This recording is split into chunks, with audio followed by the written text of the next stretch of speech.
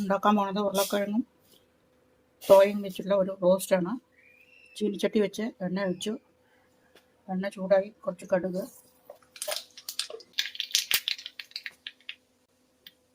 കുറച്ച് സവാള,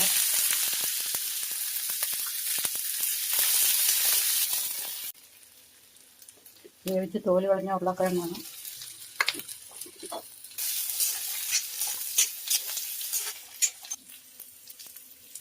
മഞ്ഞൾപ്പൊടി, കുറച്ച് ഉപ്പ്, കുറച്ച് മുളക് പൊടി, ഒരു തുള്ളി വെള്ളം.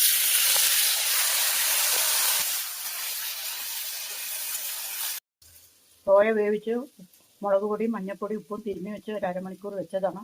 ഇതിൻ്റെ കൂടെ ചേർത്ത് കൊടുക്കും.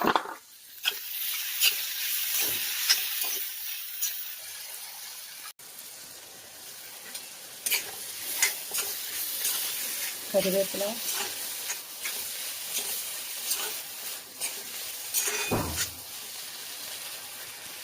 ഉരുളക്കിഴങ്ങ് സോയ ഫ്രൈ റെഡി ആയിട്ടുണ്ട്. എല്ലാവരും ഉണ്ടാക്കി നോക്കുക. ലൈക്ക് ചെയ്യുക, കമൻറ്റ് ചെയ്യുക, സബ്സ്ക്രൈബ് ചെയ്യുക.